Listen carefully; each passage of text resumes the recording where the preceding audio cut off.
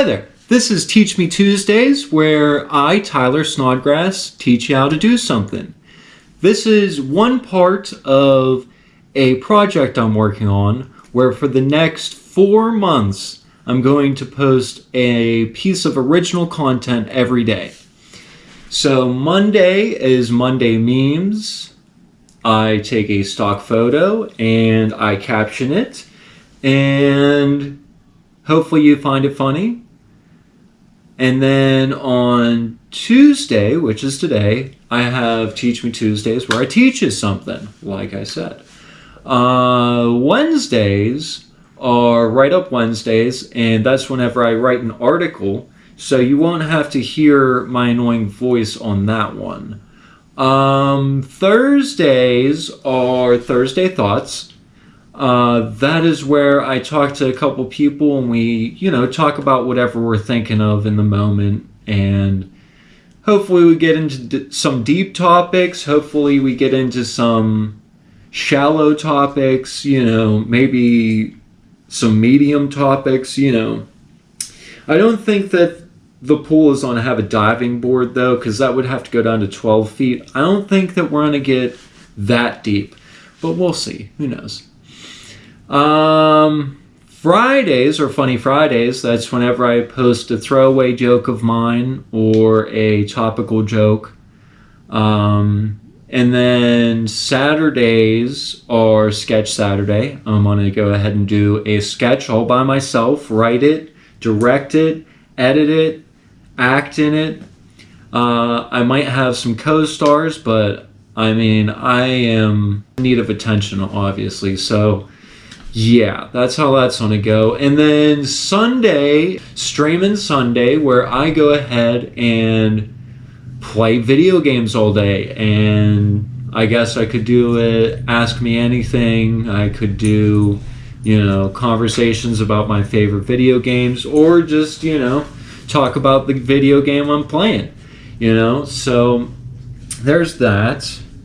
And yeah, so let's start this episode. Okay, so for the first strand of episodes, we're going to talk about doing comedy. I'm going to teach you how to do comedy, make some jokes, eventually how to put those jokes into sets, and then after that, how to get the confidence to get on stage and perform those jokes, and then, dabble in putting on shows and how to put that stuff together. So first off, we want to talk about the types of jokes you can do. Like what is comedy, like in its basic forms? So stand-up is one of the big ones. It's what I like doing the most.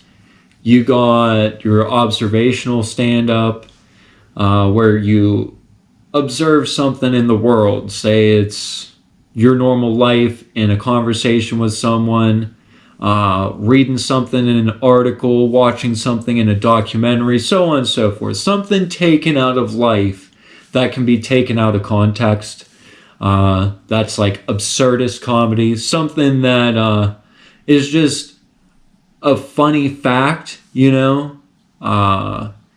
just something goofy, taken out of like how you see the world. Art imitating life type stuff, but with your words.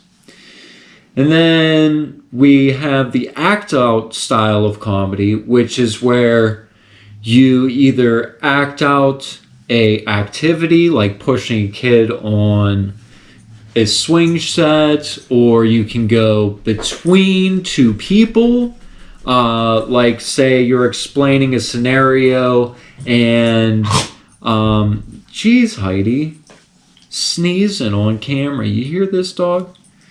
Anyways, ruining my frickin' conversation. As if I wasn't doing bad enough. We're talking about act outs. That's like something between, like, say, me and my dog, I say, why are you licking yourself? And she says, because I taste good. And stuff like that. So it goes back and forth, and you do voices between the people. It's not my main thing. I'm more of a one-liner guy. And that is actually our next type of stand-up. with one-liners, this dog's gonna go nuts because its ball's behind the couch. It's hard to go ahead and be creative whenever you got an antsy dog. I love her though. She is fun. Her name's Heidi. Anyways, back on topic. So, one-liners are basically a setup, a twist, a punch. The setup is something like, Jesus was a carpenter. Okay? Jesus was a carpenter. And Mary Magdalene, here's the twist, was a prostitute, right? And then you're going to have your punch, which is, so I guess they're both good at polishing wood. One-liner, right there. It's like each sentence, each pause was one of the forms of comedy. It is the setup, the twist, and the punch. And like I said, Jesus was a carpenter. Mary Magdalene was a prostitute. So in a way, they're both good at polishing wood. So that is that. What else do we got? We got other forms of jokes. You can go political humor or pop culture humor where you're kind of roasting a celebrity or something like that, making fun of something they did, maybe even putting yourself in the situation and showing how it would have been done your way. And that could be an act out as well. So like a lot of these forms of comedy can be mixed in between each other, of course. Next up, we have sketch. Okay, sketch is where you try and tell a joke and nobody laughs at it and you say, well, I guess you had to be there. That is a sketch. You could play scenarios out, have different characters come in and out. It's something that you can't just say because it needs a little bit more explanation. Then it's a different style of comedy, but it's still kind of like sketch. You have improv, okay? And what improv is you basically have, you want to write a sketch, but you're real lazy. That's what it is, okay? Because you come up with the premise for a sketch, okay? And then you're like, awesome, take it to the stage. And then you do it and write the lines live by doing things like yes-anding. And I feel like you can do no butting. Or if you're a real, like, vocabulary nerd, you could say no, although, and like blow everybody's minds. And then, yeah, I think that is off the top of my head. Now, so obviously I don't do much sketch. I don't do much improv. I don't know much about those, but I can help you indulge in your comic mind, your stand-up mind, by teaching you how, like the science behind writing jokes, all right? So the science behind a joke, like if you were to go ahead and see the anatomy of a joke, like it was a skeleton, then the head would be your setup, okay? This is where you explain where the joke came from, okay? Like the setup in the last one was Jesus was a carpenter, okay? And the punchline is him and his wife are both good at polishing wood, okay? So you set up basically how you're going to twist it and take an idea out of context to make people laugh. That is your setup, all right? And then you're going to have your twist, which is kind of like what explains your odd point of view. But you want to do it in as few words as possible for both of these. Because you want to have, you want to get right to your punches. And you want people to get them, you know. And the longer you talk about explaining, you know, what Gwendolyn did, and then Jenny said, and then Todd was there too, and he did this funny thing, you wouldn't believe it. Nobody cares. Nobody cares about the extra minutia. They just want to know what you're about to joke about, where your twist on it is, and then your punch, which is the actual joke. Like I said, that is the punchline is they're both good at polishing wood. You get your setup, your twist, your punch. All right? And then after that, you also get tags, okay?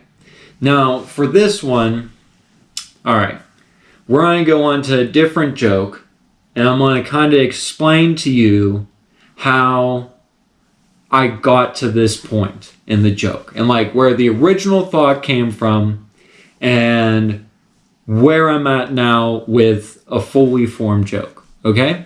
So the thought process behind this joke is, I find it odd that my parents actually aren't embarrassed by me. I find it weird that they support my comedy ambition. So I was thinking one day, like, what if it was all a lie and they got one chance where I was like kidnapped? And I thought, how funny would it be if it was like all a ruse and they got this one chance where I got kidnapped and they got a ransom note that said $20,000 or you'll never see your son again. And they'd send back $40,000 and you can keep him. So from all that, I deduced it down to, if my parents got a ransom note that said $20,000 or you'll never see your son again, they'd probably write back $40,000 and you can keep it. And then I tagged it with, don't get me wrong, my parents love me. That is like your setup to the tag. Don't get me wrong, my parents love me. My brother, not so much. And that is the punch of the tag, okay? And then I put another tag on. You can go ahead and stream this with as many tags as you want. Just make sure that they don't kill the joke. You don't want to beat a dead horse, okay? You want to get just enough jokes in to where you get your point across and it doesn't get monotonous. Until it becomes so monotonous that it's hilarious. And then you stop and then you call back to it and you make it monotonous and hilarious again. But you gotta be able to gauge exactly where those points are, or else you're on a loser crowd. Anyways, back to what I was saying. So we did the first tag.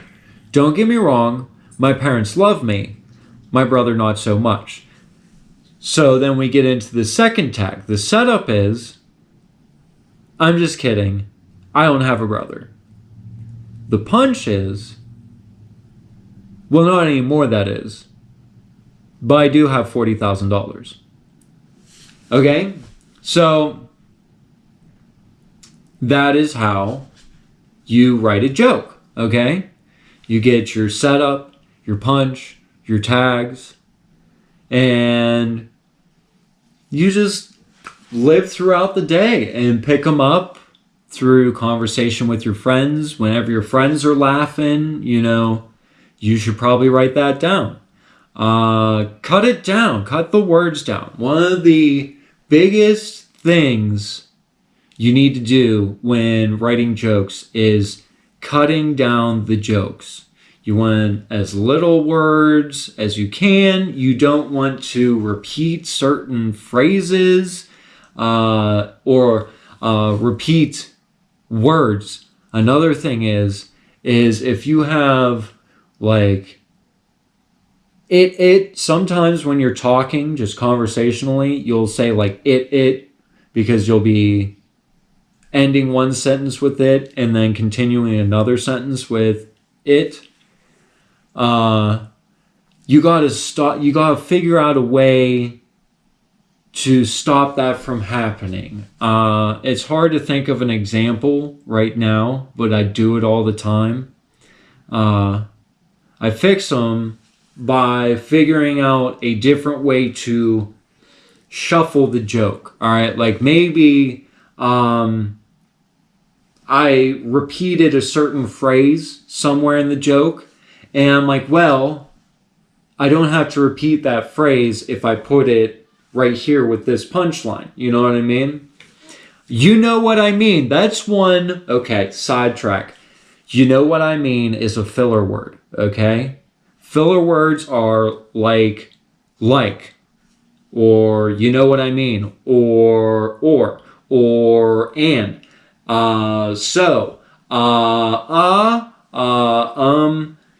you, those types of things, okay? Those are filler phrases, filler words. They aren't needed. We use them in conversation like I am now, which is going to annoy me when I'm editing this because I got, you know what I mean, out of my frickin' sets.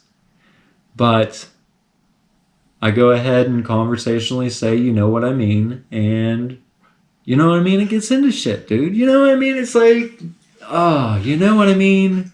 It's just there. It's doing its thing, and I don't know. You know what I mean? So yes, you need to cut out filler words like crazy.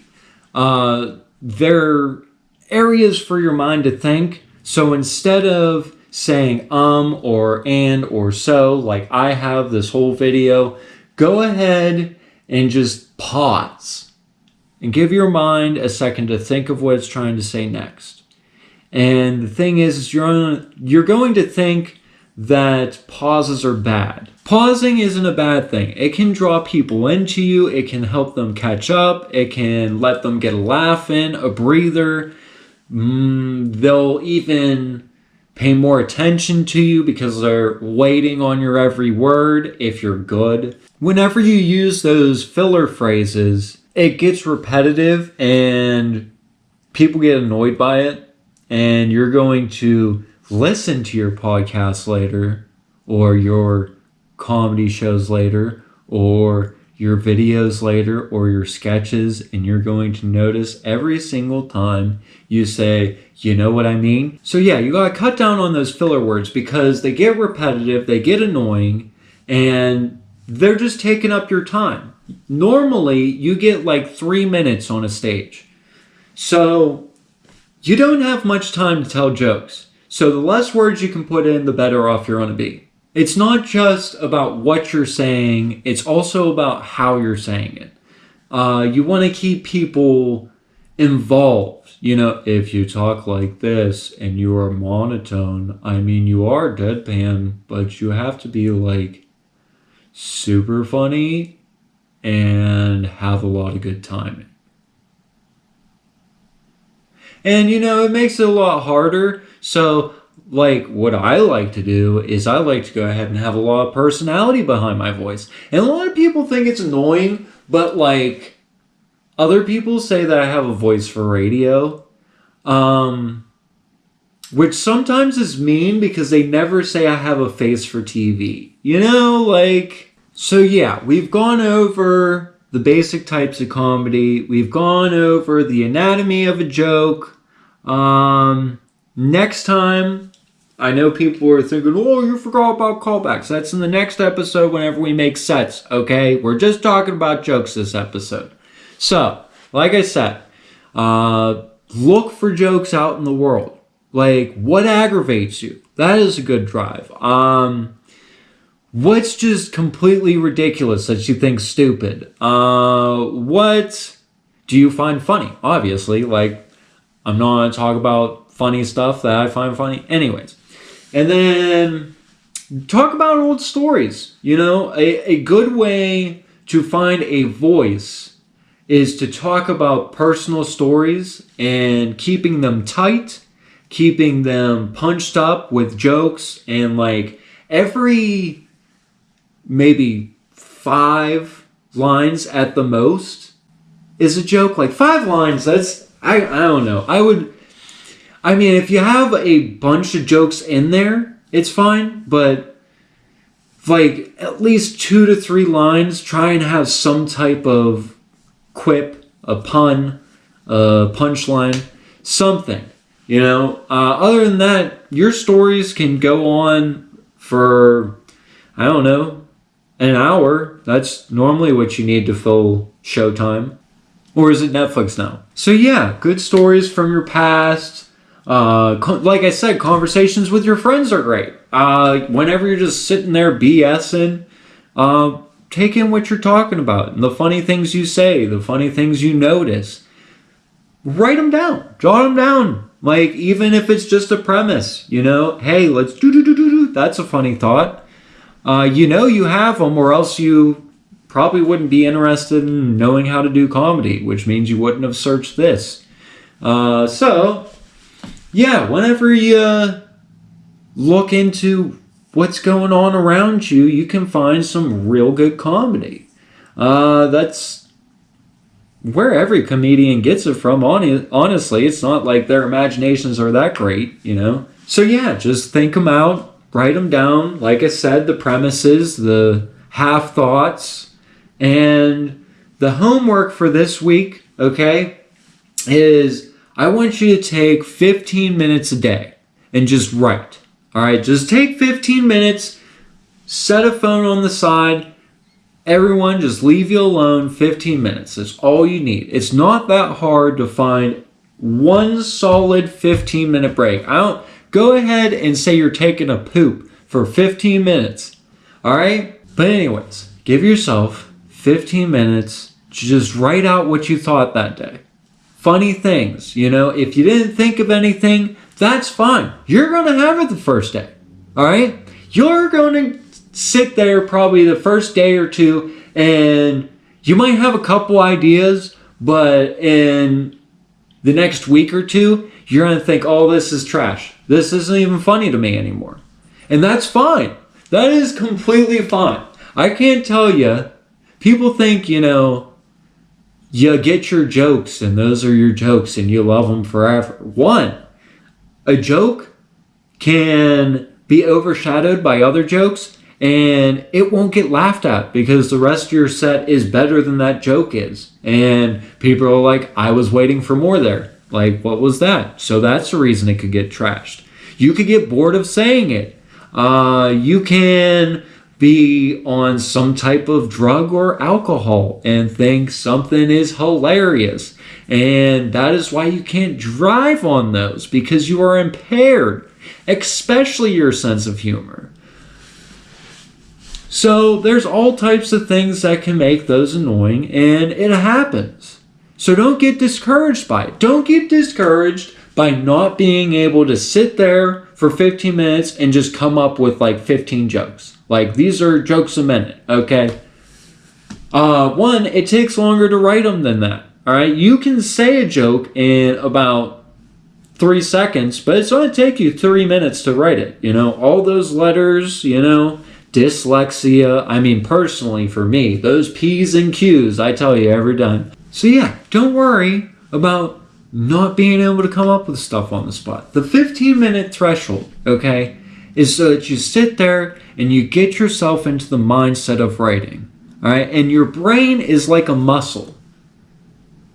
Whenever you train it to think on a certain place, it's going to get stronger in that place. Like, if you were to go ahead and just pump iron, all right, your biceps and your, what is this, the tries? I don't know. I don't work out. Look at this, dude. This is high metabolism. That's all this is.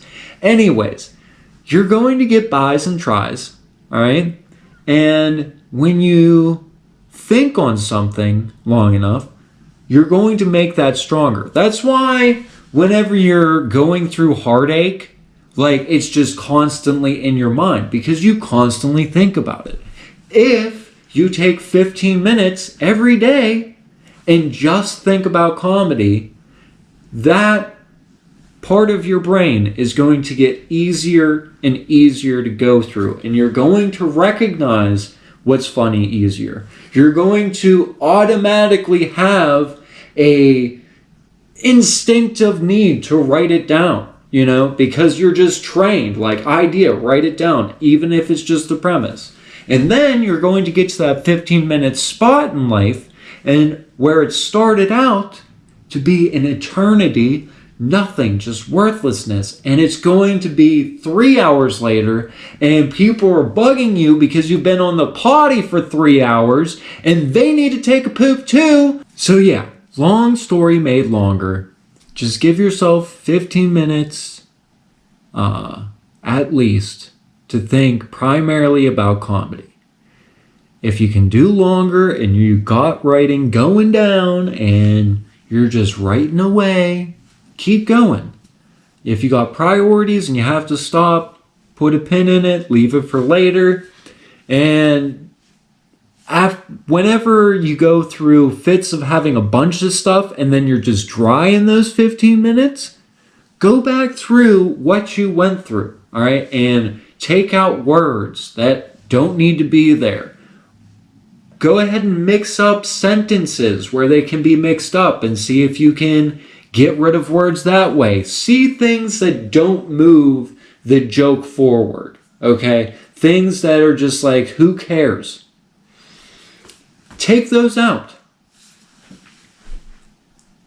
If it's not getting your joke to the punchline, then it doesn't need to be there. If it is not making the joke funnier, it doesn't need to be there. Word economy is important, and you can go over those jokes again and again and find more and more things to tighten up, add to it, and we're going to stop right there because next episode we're getting real close to where I'm going to show you how to find the beginnings of a voice and start putting together bits and sets. And, well, I don't want to get into that yet. I want to have a couple of these videos so I can have more time to scream out for attention. So until next time, guys, you can check me out at Snotty Comedy on Facebook, YouTube, and Castbox. That is where I'm going to have my podcast. That is where I'm going to post my articles. That is where I'm going to post any video work I do is going to be run through the Snotty Comedy Facebook, Castbox, and YouTube. Yeah. So check those out. Be sure to like, share, and subscribe. And yeah, I think that's it. I'll talk to you guys next time. Remember the homework, comedy, writing, 15 minutes every day. I'll see you next time.